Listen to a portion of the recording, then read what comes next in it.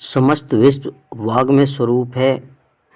वाक से ही सृष्टि निर्गत होती है एवं वाक से ही सृष्टि प्रविलीन हो जाती है।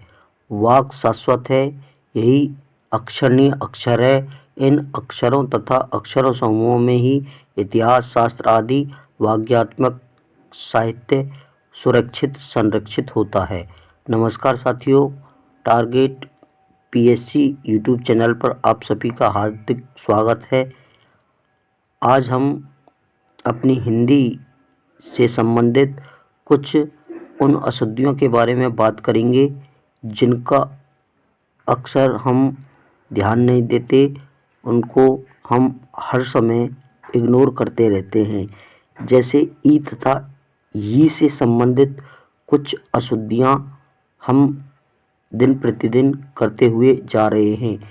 इनके बारे में यह जानना चाहिए कि हिंदी ध्वनि उच्चारण व्यवस्था के अनुसार कुछ शब्दों में ई ध्वनि से शब्दांत नहीं होने पर उच्चारण साम्य के कारण ई सुनाई पड़ता है। अर्थात जब हम शब्द का उच्चारण करते हैं या सुनते हैं तो हमें ऐसा प्रतीत होता है कि हम ई शब्द के अंत में बोल रहे हों, लेकिन यह ई ना होकर ई होता है। जैसे हम बोलते हैं अव्ययी भाव। अव्ययी भाव जो बोलते हैं ये अशुद्ध है, लेकिन इसका जो शुद्ध रूप है अव्ययी भाव होता है। यह इसका शुद्ध रूप है। उसी प्रकार हम अन्य शब्द देखें, जैसे अनुयायी। अनुयायी का शुद्ध रूप बड़ी ई ना होकर ई होता है। स्थाई में भी अब ई सुनाई देता है, हमें ई बोलते हैं, लेकिन स्थाई में ई ना होकर ई होता है, स्थाई। उसी प्रकार उत्तरदायी जब हम बोलते हैं तो ई बोलते हैं, लेकिन हमें उत्तरदायी में ई के स्थान पर ई करना चाहिए।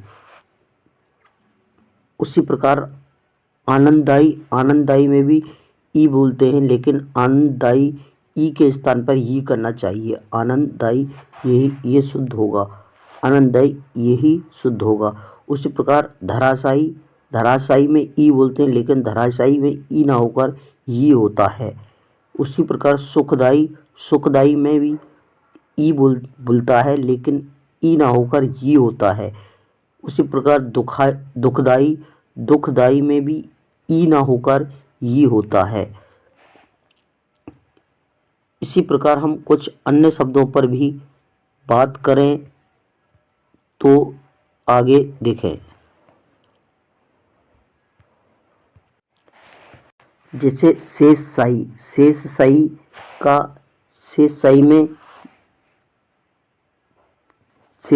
में ई ना होकर शेषशाही का ई होता है। उसी प्रकार व्यवसायी में भी ई ना होकर व्यवसायी में ई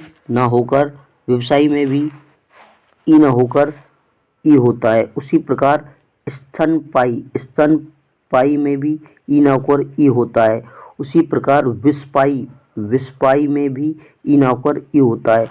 कई बहुत मोस्ट शब्द है, इसमें ई ना होकर ई होता है। कई में ई ना होकर ई होता है।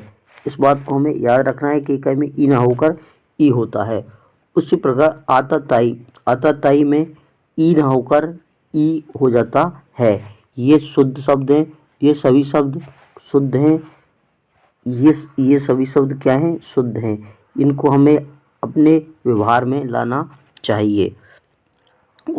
इसी क्रम में हम आगे कुछ एक शब्दों का और अध्ययन करें। जैसे अंकशाही, ई ना होकर इसका ई होगा। अंकशाही में ई ना होकर ई होगा। उसी प्रकार यदि हम देखें तो इसमें अंकशाही के बाद देखें फलदायी में भी ई ना होकर ई होगा। हिंदी क्रियाओं में ए, ई, ए प्रत्यय जोड़ना चाहिए। जैसे लिख क्रिया के रूप में यदि आ जोड़े तो लिखा, ई जोड़े लिखी, ए जोड़े तो लिखे। रोया, रोया प्रत्यय में आजो रो प्रत्यय में आया जोड़े तो रोया, ई जोड़े तो रोई, ए जोड़े तो रोए। ये जो रोए ये शब्द है ये अशुद्ध शब्द है। रोए ये अशुद्ध शब्द है। ये तीनों शुद्ध शब्द हैं, रोए, रोई या रोया। आगे यदि हम बात करें तो हिंदी की जो क्रिया है उन क्रियाओं में यदि आज्ञार्थक रूप है तो आज्ञार्थक रूप में हमेशा ए जोड़ना चाहिए। आज्ञार्थक रूप में हमेशा ए जोड़ना चाहिए, ये नहीं जोड़ना चाहिए। अगर ये जोड़ते हैं तो वो अशुद्ध शब्द कहलाते हैं। जैसे राम लिखे, राम पढ़े, राम चले, राम आए, राम बैठे, राम जाए, राम खाए आदि। ये इनके स्थान पे ये न जोड़ेंगे, इनके स्थान पे ए जोड़ेंगे। इस प्रकार कुछ अन्य शब्दों को यदि देखें तो जैसे आइए, बढ़िए, चलिए, कहिए, सुनिए, लीजिए, लिखिए, जाइए, बैठिए, करिए आदि शब्दों में ए, ये लिखना ही तर्कसंगत होगा, अर्थात ये ही शब्द क्या होंगे, शुद्ध होंगे। ऐसा ही लिखा जाना चाहिए। आगे कुछ इन शब्दों के बारे में और देखें। इन शब्दों के अंत में ये का प्रयोग करना नहीं चाहिए। जैसे आइए, बढ़िए, चलिए, चाहिए इत्यादि रूप, ये सभी रूप कैसे अशुद्ध, ये सभी रूप अशुद्ध रूप हैं। इनमें कुछ स्थानों पर आइए, बढ़िए, चलिए, चाहिए लिखना चाहिए। इनके स्थान पर ए के स्थान पर ये के स्थान पर ए लिखना चाहिए। जैसे आइए का आइए, बढ़िए, चलिए आदि। यदि हम कुछ और भी बात करें, कुछ विद्वान लोग ऊपर दिए गए शब्दों में प्रति प्लस एक प्रत्येक के अनुकरण पर इन्हें यण संधि की नज़र से देखते हुए इन शब्दों के अंत में यह लिखने के पक्ष में हैं, परंतु हिंदी क्रियाओं के इन विधि आदि रूपों में संस्कृत भाषा के संधि नियम लागू नहीं होने चाहिए। इन शब्दों में स्वरानुक्रम व्यवस्था ही अनुकरण करनी चाहिए। आगे शब्दों के सामने शुद्ध रूप लिखे गए हैं। जैसे बहुएं, बहुएं यही शुद्ध होगा, बहुएं। जैसे हुए, हुए यही शुद्ध होगा। समस्याएं, समस्याएं यही शुद्ध होगा। वस्तुएं, वस्तुएं भी यही शुद्ध होगा। गई, गई यही शुद्ध होगा। बनाई, बनाई यही शुद्ध होगा। इनमें ये जो लिखे हुए ये अशुद्ध होंगे। ये अगर हम ये लिख रहे हैं तो कैसी हैं, अशुद्ध होंगे, ये अशुद्ध हैं। इनके स्थान पर बड़ी ई ही आनी चाहिए, तभी ये शुद्ध माने जाएंगे, अन्यथा ये सभी हम अशुद्धियां करते रहेंगे। पढ़ाई, पढ़ाई में ई ना लिखकर हमें ई लिखनी चाहिए। योग्यताएं, योग्यता में ये ना लिखकर हमें ए लिखनी चाहिए, योग्यताएं। इसी क्रम में यदि आगे देखा जाए तो कुछ नए शब्द और देखें।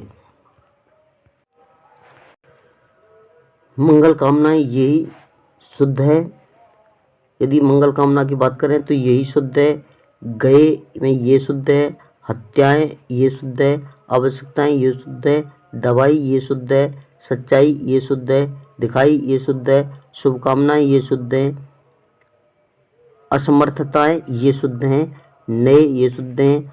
आत्मा, आत्मा आत्मा में यही शुद्ध है। उसके बाद सिखाई, सिखाई में ही ना होकर बड़ी ही होगी, सिखाई में भी यही शुद्ध है। इसी क्रम में कुछ और शब्द देखें तो इसमें जैसे कुछ शब्द और देखें, जैसे खाई, खाई ये शुद्ध है। मिठाई में ई आएगी, हलवाई में भी ई आएगी।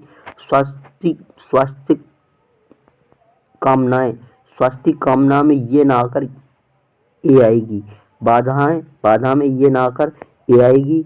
और संभावनाओं में भी, संभावना में भी ये ना आकर ए आएगी। और संभावनाओं में भी ये ना आकर ये आएगी। ये सभी शुद्ध, यही सभी शब्द कैसे हैं? शुद्ध हैं। जानकारी अच्छी लगी हो तो लाइक करें, शेयर करें तथा मेरे चैनल को सब्सक्राइब करें। सभी भाइयों का एक बार पुनः नमस्कार।